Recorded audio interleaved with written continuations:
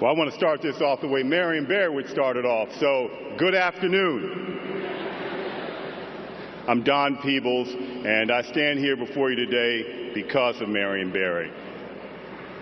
I want to first, before I go on, to thank one of the most special people that I've ever had the pleasure to meet, someone who has done his legacy when he was alive, justice, and as he's now transitioning, and that is the former First Lady of our city, the very special Cora Masters Barry.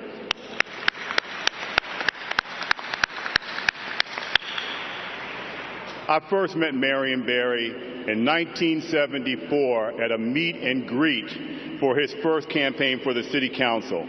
I was 14 years old, being raised by a single mother. And I remember that moment as though it was yesterday.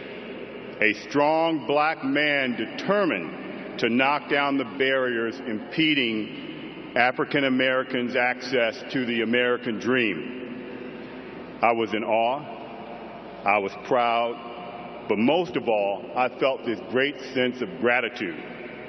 For I knew that my future was bright in Washington, D.C., because Marion Barry was here to fight for it.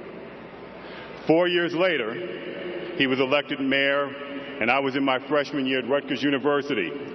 And I knew then that there would be great opportunity in my hometown. So I quit college after my first year and came back to Washington, D.C. to start my career. 4 years later, Mayor Barry appointed me to the Property Tax Appeal Board. The next year, he made me chairman. I was 24 years old.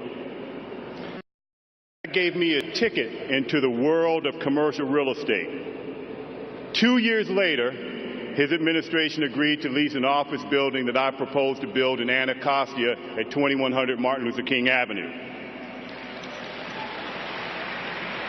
I was 26 years old. That building became the foundation of my company, which today is now a $4 billion business.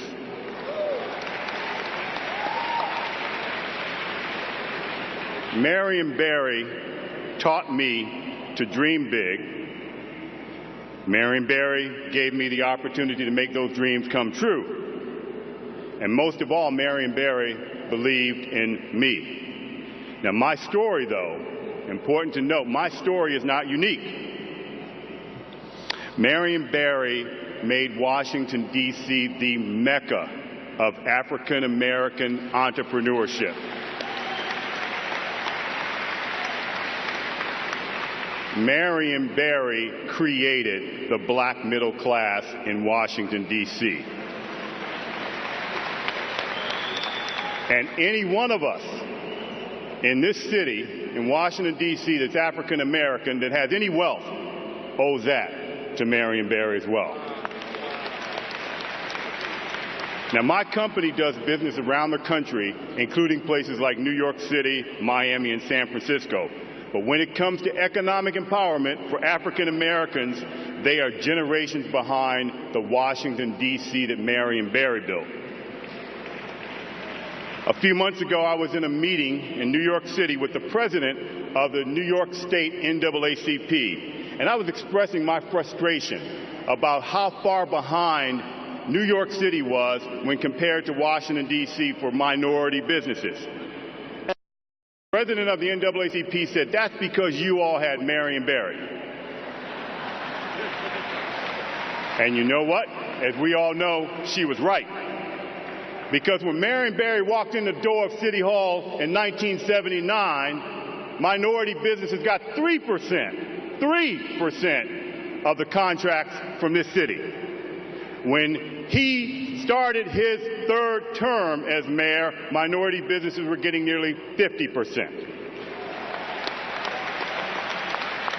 Now, those are numbers, but let me tell you the power of that number.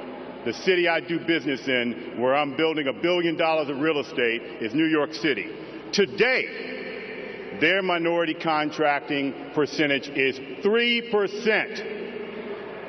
So they are a generation behind all of us here in D.C. And Marion Barry transformed black businesses, and he made D.C. the envy of all. If it was not for Marion Barry, I would not be the nation's largest African American developer. God bless our city and our country with Marion Barry. And I will close with a familiar saying that I'm sure you all have heard Marion Barry say. Marion Barry is not perfect, but he was perfect for Washington. God bless Marion Barry.